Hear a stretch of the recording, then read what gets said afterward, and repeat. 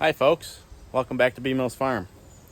It's been a long while and we got some catching up to do. Today's video is going to be, I'll show you around everything that's gone on since the last video, which has been like a few months now. Sorry about that. So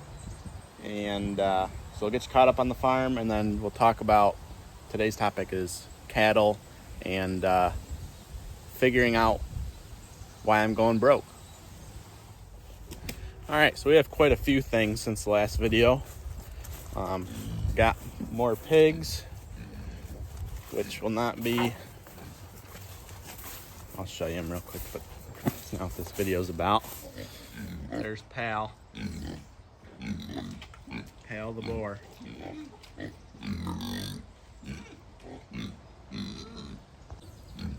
They wrecked their water this morning, so I get to fix that.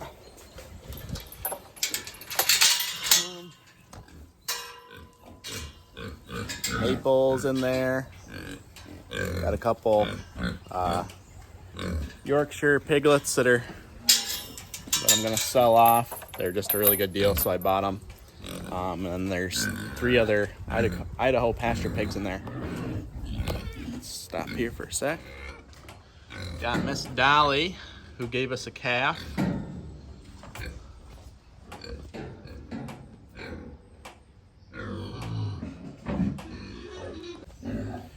She had him on the 20th of July, so a little over a week ago. And there's been issues.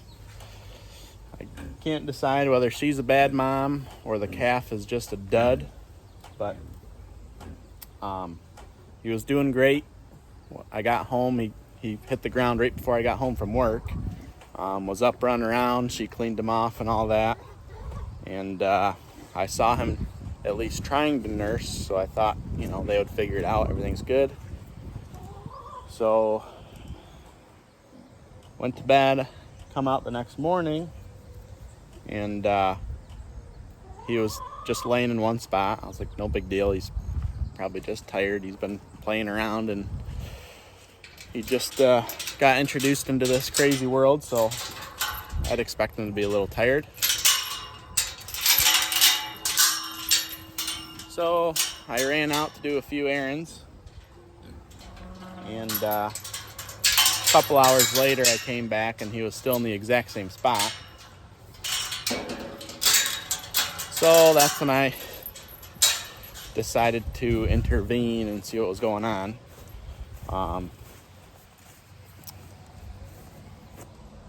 This stinking guy keeps getting through the gates and eating Dolly's hay. He's getting big. You're getting the hay all messed up.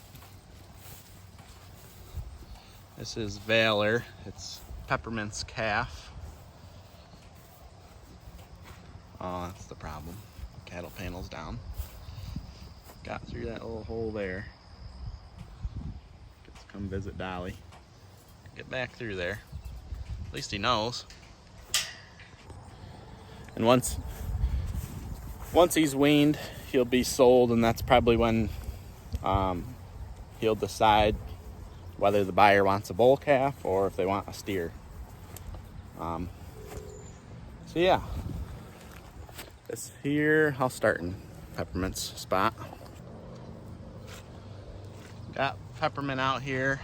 We had Dolly in here, but like I said, she wasn't doing the best with her calf, so we decided to separate her out with her calf to hopefully get them to bond a little better. Peppermint is quite a bit calmer now than when we got her. She's still a little sassy, but that's all right. So this is the first paddock. I've showed it before, I believe. It's heavily overgrazed right now, which is unfortunate, and that's what the basically the video's about, is how we're in rough shape as far as grass goes, and obviously, if you want to raise cattle, you should have grass. So, first paddock comes over here to the gate. It's my father-in-law's tractor. I didn't buy one. And after this video, you'll see why.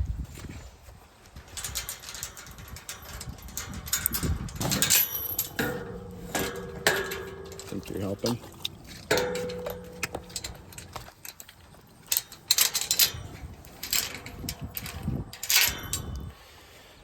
Keeping them in there to try to get this paddock back alive and the paddock over there, which Baylor's trying to get back through his little spot there. Over there. But I put the panel back up. So this is first frustration to pop up. The grass is green, but there is no grass for the cattle to eat. I'll show you. This is severely overgrazed. There's nothing here. You can see dirt straight through the grass, and that's just poor stockmanship on our part.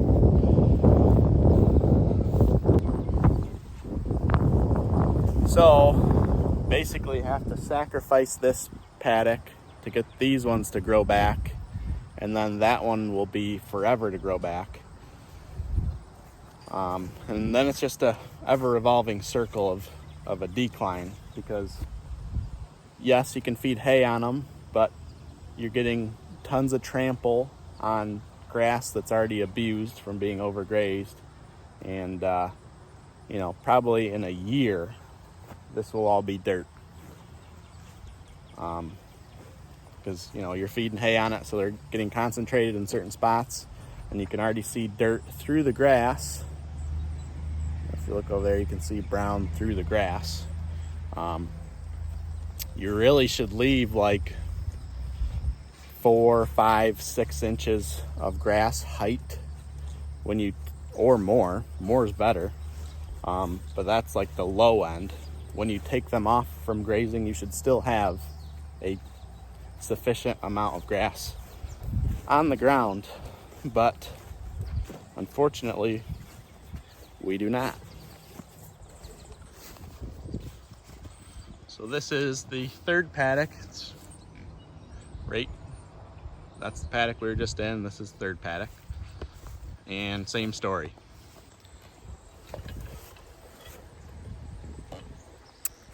Some iced coffee out of this fancy cat oil filter cup. Thing's pretty cool. Anyway, third paddock, also in horrible shape. This one is coming back a little bit. So this paddock is coming back better than the other two. It's much better than the other two, but this is still poor shape for grass. You should be pulling your cattle off of your fields before it gets to this point, and this is probably 4 times better than the first 2 paddocks. So yeah, you can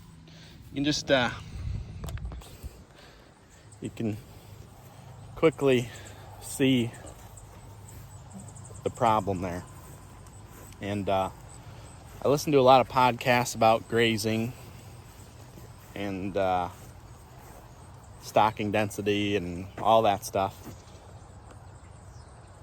From what I've heard is overgrazing a paddock like all 3 of these can set them back 3 years. The grass production won't be as good as it was when we first started for, possibly 3 years. So, most likely, we're going to have to seed all of this, which is just another added cost on basically an upside down enterprise as it is. This first field is all fenced in. I don't think that was done last time, but we'll take a walk up there.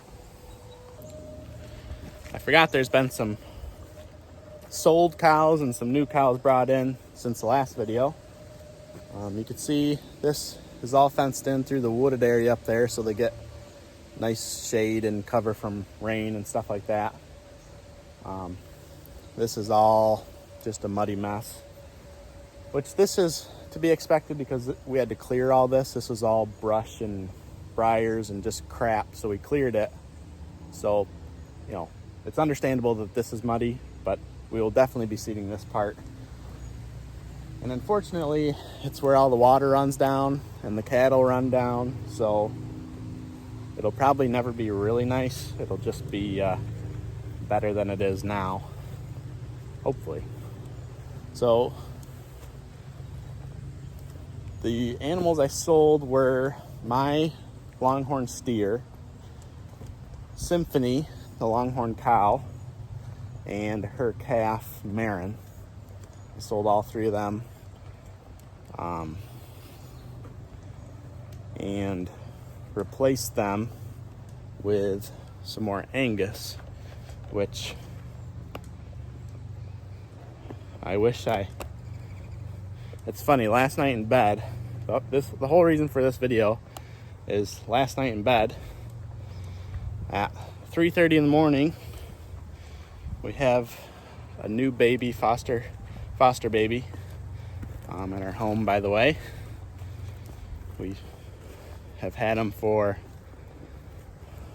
I think, a week now, and we brought him home from the hospital the day after he was born. So got a fresh baby in the house. And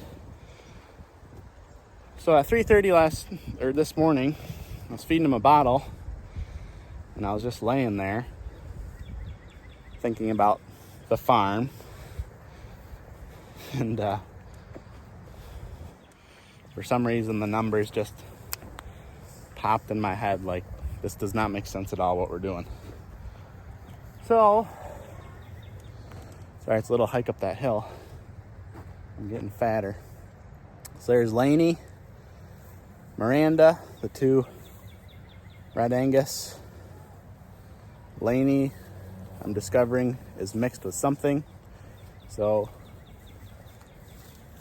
this is the new addition. This is Clara. She's a 6-year-old Black Angus cow. She's a sweetheart. Hey, baby. I didn't bring any cubes. She is absolutely awesome. And so I bought her with her heifer calf over here. She's a little skittish yet, but she's a cutie. She's 4 months old and just about the same size as these year-old longhorns. Miranda, she's starting to slick off. Still a little, hair's a little longer than I would like, but she's getting there. And Laney, she's not slicking off at all. I'm starting to think she has some Jersey or something in her. And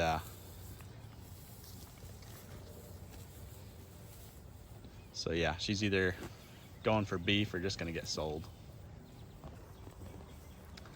So that is Clara's heifer calf. Her name is Josie, and discovered this morning that she's babying that leg, so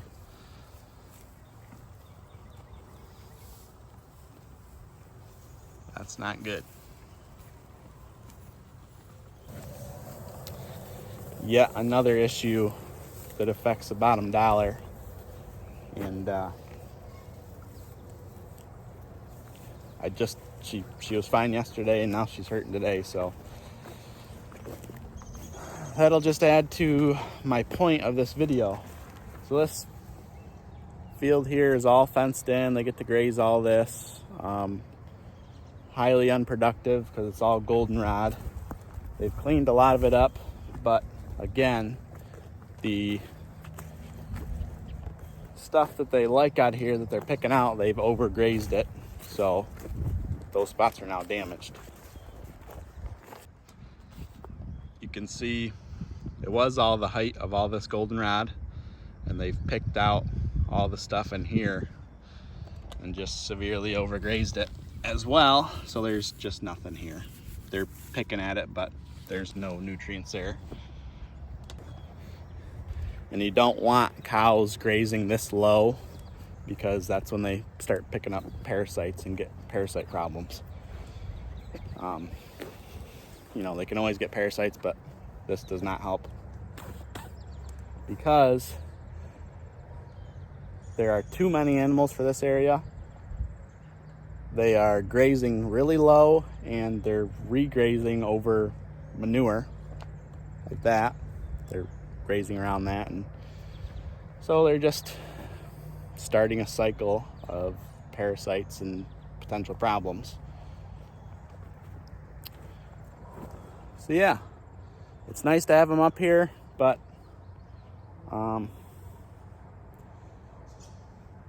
it's going to be really hard to get ahead of this hill, this pasture, and get it productive when they have to be up here and are just constantly damaging it.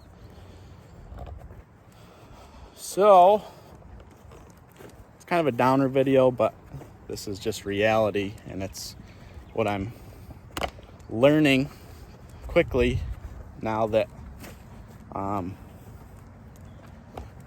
we're feeding hay every day, which we got maybe a week where we weren't feeding hay.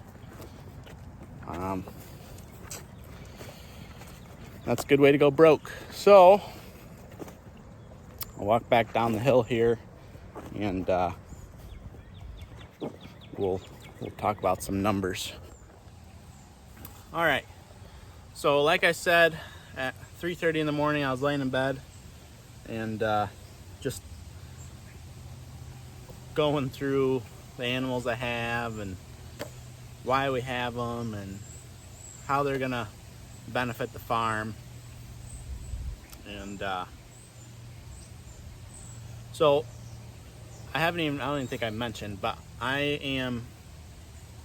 so my father-in-law and I are in a lot of this together, mainly the Longhorns, and I have decided that I am going to move away from Longhorns and get more into Angus, at least before last night or this morning in bed.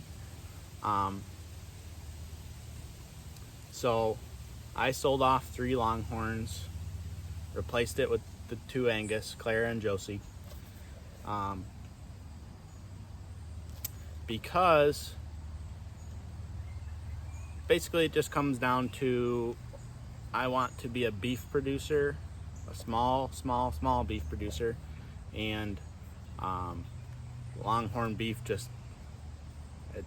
I just can't get with it. It's super lean, it's pretty tough, and I don't want to have to, it's hard enough to make all this work, and I don't want to have to educate customers on why they should have Longhorns and why they're better if they are better, and all that stuff.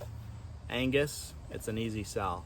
You say, yeah, black Angus, everybody knows what that is, everybody's really familiar with it, they've eaten a ton of it, and they're just a really efficient animal. Longhorns put way too much energy into growing horns, and their legs, they're tall and small bodies, so they're just putting energy in the wrong places, which is exactly what they were bred for, you know, from whenever they were discovered until now. They've just been breeding them for bigger and bigger and bigger horns, and not putting a single thought into beef production, because, well, they're not a beef animal. They're made of beef, but people that buy Longhorns basically want cool animals with big horns, and it's kind of what I'm discovering, it's kind of a rich person's game. So All these Longhorn people that I've met so far have really good day jobs, and they put all that money into, not all the money, but put a lot of money into Longhorns so that they can produce a large number of animals and sell a large number of calves every year to somehow justify having them. So anyways, we're down to 2 cows, Dolly and Peppermint. And Peppermint is owned solely by my father-in-law, and Dolly we're a partner in.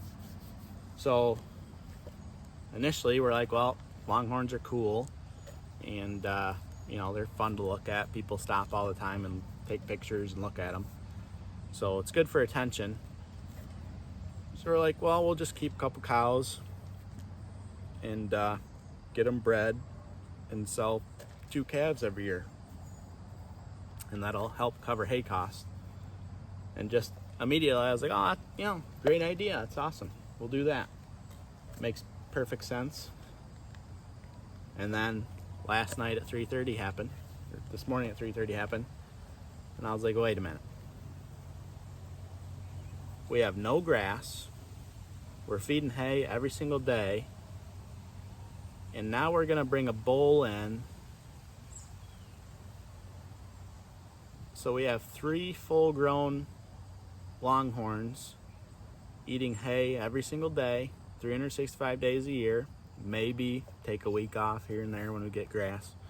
And 2 calves have to recoup all of their hay consumption and hopefully put money in the pot for, you know, more hay, basically, for the other animals.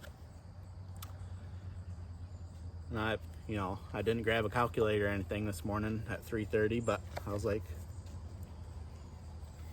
something tells me we're not going to even recoup the money for having 3 full-grown Longhorns here for a year at a time. And I'm going to do this with all my animals, all the cows, all the pigs, everything. This isn't just a video picking on Longhorns and Longhorn owners, but I just did the math real quick and I didn't have to go any further. I was like, yeah, we got a problem here. So I started this book. It's just a little log book for the farm. I'm gonna keep, this is for cattle. I'm gonna have every cow we own, all the calves, you know, just keep notes on them. Even if I don't ever reference this, it might be cool generations from now, looking back at what, how the farm started and all that. So the simple idea that seemed really good was keep 2 cows, put a bull on them, and sell 2 calves a year and pay for hay on the farm. Well, now we are getting a bull that will be living here. So that's another mouth that's being fed 365 days a year. So we have Dolly, Peppermint, the 2 calves. I won't even count those. And then the new bull, his name's Dorito. I get him today as I'm making this video. He's getting picked up. So you take all their weights, you know, do your best guess at a weight. I'm guessing 1,100 pounds.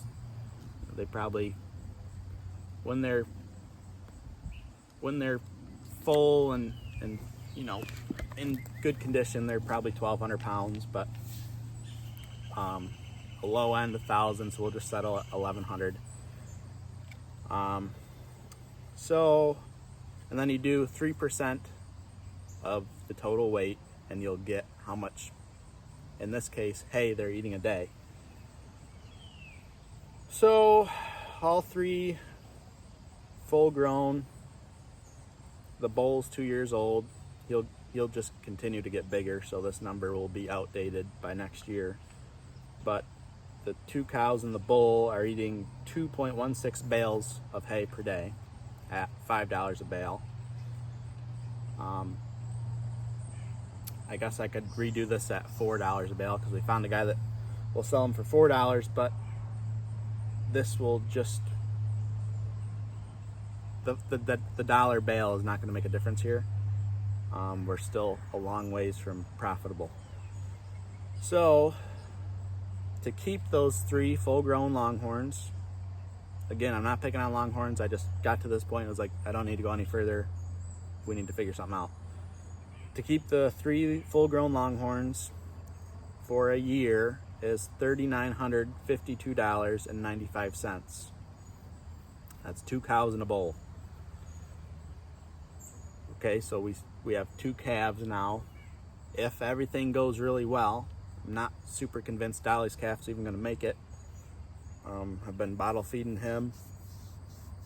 Have a vet bill for him also, so that can go in here. So at best, we sell 2 weaned calves a year for $800 a piece. That's $1,600, obviously.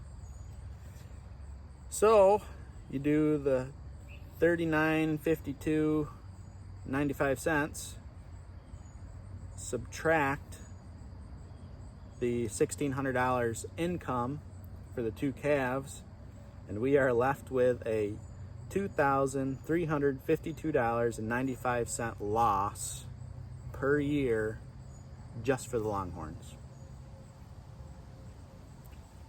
Now I was like, well, maybe there's a certain amount of animals that we could have, maybe if we have 5 cows and a bull, we could sell 5 calves and that would be profitable. But there's just such a huge number between breaking even, just to break even, there's such a big number that has to be made up that for every cow you add, you add a calf, well, the cow number to keep the cows just keeps going up and the calf number can never catch it. I did the math just for the heck of it, just for 70 cows, which we would sell 70 calves a year, and the numbers still don't make sense because they just keep going up together. The cow expense goes up and you get more money for the calf, but the cow expense keeps going up. So got a lot of decisions to make. Like I said, I just did this for the longhorns quick because I was starting this book. I figured I'd just start with longhorns and go to the Angus, and that's just how I decided to start. And yeah, it showed me really quick that we are super upside down in this whole thing. And the more math I do, it's just going to keep getting worse. The Angus, the only thing going for them is the calves are worth more. That's if you sell, I would sell heifer calves and try to keep steers for meat, which would help because you make more money off beef than you do just selling the calf whole. And the fact that I wouldn't keep a Angus bull here, I would just use one, breed them, and then get rid of it so that I'm not feeding a bull all year round, which just adds to the expense all year round. Even if we didn't have that longhorn bull, we would still be in the hole. Let's see, what was the number? We would still be in the hole. If we didn't have the longhorn bull all year round, we would still be in the hole over $1,000 for 2 cows, selling 2 calves. And simply put, that comes down to feeding hay. You can't make it feeding hay. You just can't. if you're buying hay super cheap, or maybe if you're making your own hay, you might be able to get by. But you know, and then on top of that, I was planning to feed, you know, supplement with grain just to keep the energy up for the nursing cows, because, you know, sure, you can get by with feeding a nursing cow hay, but it, you know, it's pretty hard on them. It'd be a lot better if they were eating good forage, which they don't have, or giving them grain. So now you put grain on top of that, and again, the expense just goes up. So it's kind of a bummer video, and believe me, I'm more bummed than anybody about this whole thing. But the numbers just don't lie, and so it kind of leaves us with two options. I guess we could talk about that. Either we seriously reduce the amount of animals we have, bring us down to maybe 4 animals. I would guess we could be, obviously there wouldn't be a lot of profit because there's only 4 animals. Best case scenario, you sell a few calves and keep a few for beef. There's only so much profit you can make on that. So best case, or one scenario is reduce the herd severely. The other scenario would be build a big feed barn and just have a bunch of cows, make our own hay, and just put the hay and grain to them, and try to make it up that way.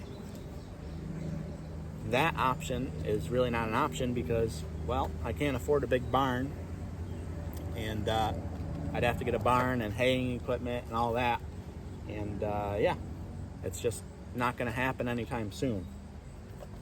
So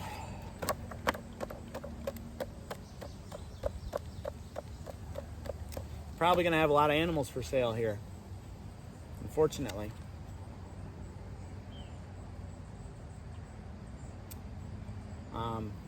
Yeah, I just simply put, I cannot afford to just keep going downhill at such a rapid pace.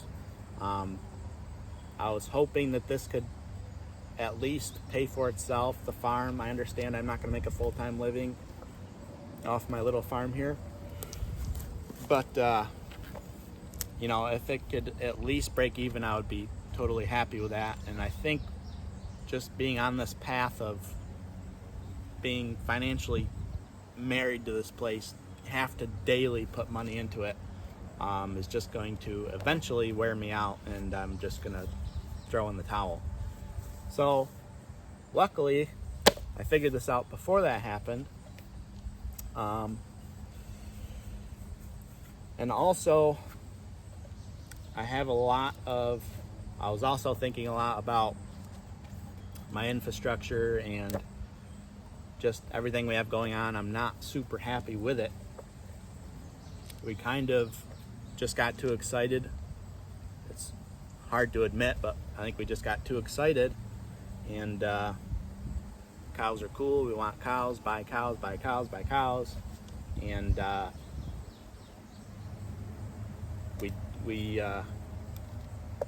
mean, just simply, we don't have the finances to put all the infrastructure into.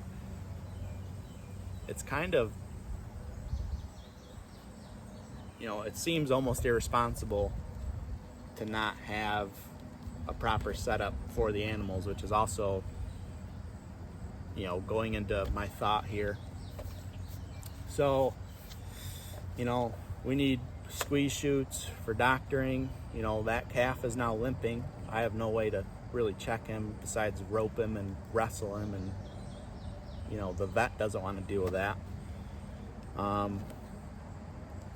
So we need squeeze chutes. We need the ability to doctor animals that need doctoring. We need better infrastructure for loading and unloading animals. And yeah, above all else, we need grass, and we don't have it. So I'm glad I finally got to make another video. It's not a real exciting video. I'll do this again with the Angus. I already know it's going to be a loss, but we'll see how much. And then I'll do it with the pigs and chickens as well. So I hope you guys enjoyed. It's kind of, again, not exciting, but at least you guys are all caught up on everything that's been going on here. And we will move forward one way or the other, whether that's, well, for sure it's going to be less animals. It just has to be. It just is what it is. Until I can afford more land, you know, you can only sustain so many cows in one spot. So until next time, do all the good stuff. Like, subscribe, share with friends. I appreciate all the support. Sorry again for slacking. But until next time, keep farming. We'll see you later. A quick little add-on. So those numbers, I forgot that we were paying $4 a bale now. So I did those numbers at $5 a bale, which will obviously increase the numbers. But what I did not account for is mineral that they're eating every day. I got some selenium protein range blocks that they're just completely devouring. So they're obviously lacking whatever is in those blocks. So, you know, between mineral, protein, all the stuff, water, blah, blah, blah. Yes, I went a little high on the hay, but all that stuff far surpasses the $1 for hay that I didn't put in there. So we're still at a loss. We'll figure it out. See you later.